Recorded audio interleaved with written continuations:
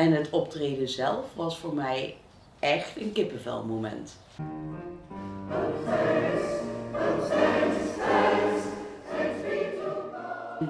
We hebben als gezin iets heel leuks gedaan. Toen Renate vertelde dat het EOV Scratch Messiah ging doen, hebben we meteen ja gezegd. Heb ik meteen ja gezegd. Dus vandaar dat ik mijn man en dochter heb aangestoken om mee te doen.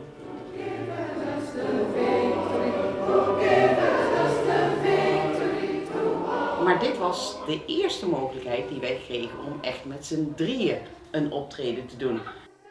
Als je zo'n werk kijkt, toen we dat voor het eerst gingen doen, dan ben je er wel een jaar mee bezig om naar voor te bereiden.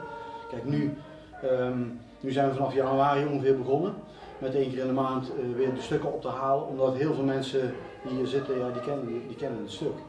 Dat is het idee ook van het Scratch, hè. Je komt bij elkaar en mensen kennen het stuk in principe.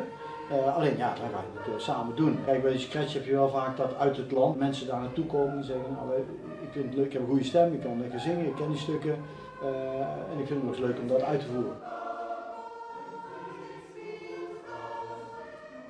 Thanks be to God. Ja, dus ja, nou die overwinning dat komt dadelijk vanzelf wel. Maar het is belangrijk. En die tweede noot, wij zingen niet, but thanks, nee, but thanks. Thanks, daar, hè. Er komt straks ook nog komen die brede kwarten iedere keer terug in dit stuk. En een kwart niet als een achtste zingen. Gewoon pa-pam, pa-pam, pam, thanks. En wel iedere keer thanks, thanks, thanks, thanks be to God. Ja, dus die tekst wel in de gaten houden. Nou, probeer eens of je kan starten.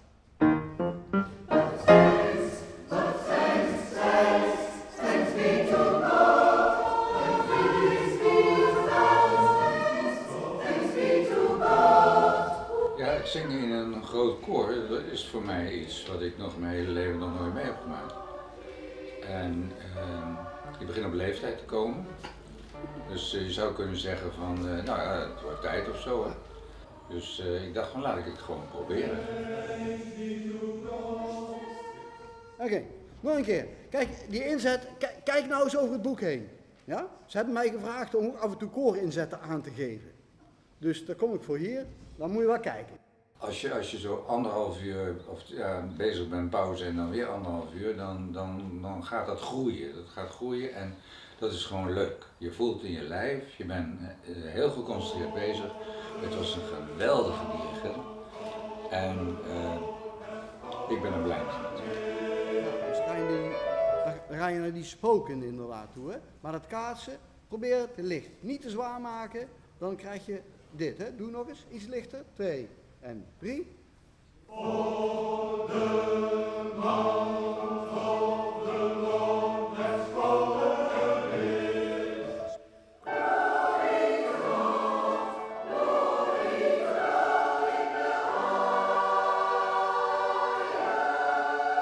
Ja, dus kijk, als je de mensen laat ervaren dat het ook door dat we het nog een keer doen en met een aanwijzing en met een tip en eens even een oefeningetje apart, dat het dan ook beter wordt en dat het fijn klinkt, ja, dat motiveert de mensen natuurlijk ook.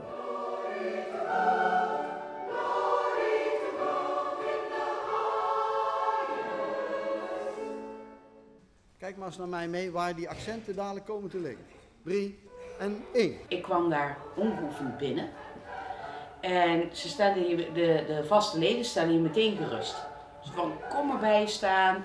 Is niet erg als je het allemaal nog niet weet. Als je een stukje niet weet, dan luister je gewoon even. We helpen je er wel doorheen.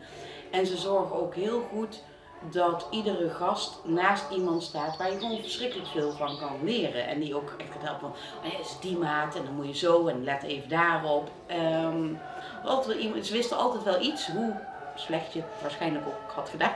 Ze wisten altijd wel een positieve opmerking te maken van, ja, maar dat deed je heel goed, of ga zo door, je bent zo goed bezig.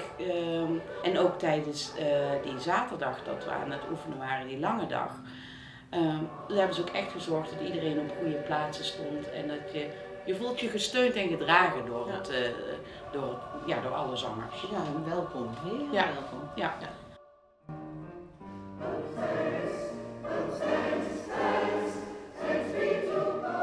Op het het moment dat je in zo'n gigantisch koor staat en al die stemmen en verschillende stemvormen allemaal tegelijk, dat is niet te beschrijven.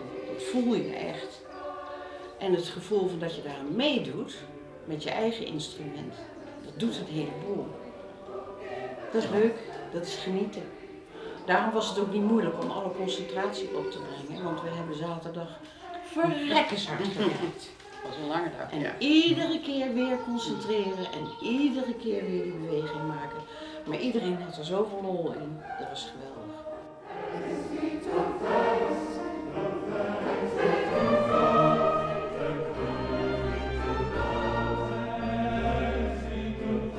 De orkesten, dat zijn de beroeps. En de solisten die wij inhuren zijn ook beroeps. Ik heb één repetitie heb ik dan met een orkest en met de solisten. Om alle stukken even door te spelen. Dan begint de generale. En dan van 3 uur en dan weer de uitvoering. Ja, dan kan je alles 1 keer doorspelen, want zo'n stuk als dit, dat duurt normaal gesproken een uur of 3. En dan is de uitvoering. Dus je hebt eigenlijk hele korte tijd, moet je naar een uitvoeringsniveau. En ik moet er wel van op aan kunnen als ik daar ga staan. Dat ze ook mij volgen, dat ze een stuk kennen en dat we ook kunnen doen wat ik wil. Ik stond daar te zingen, ik had zoiets, wow, zo heb ik het nog niet gehoord tijdens de oefeningen. En dat was voor mij echt een kippenvelmoment. En ik zei ook toen ik terug naar huis reed met man en kinderen, als er weer een scratch is, doe ik weer mee. Dat wat ik nou hier meegemaakt heb met die scratch mogelijkheid, anders had ik die mogelijkheid nooit gehad, uniek, geweldig. Dit was helemaal nieuw, dat ongekend, nog nooit eerder meegemaakt en wel uniek. En ik zou het best nog wel vaker willen doen.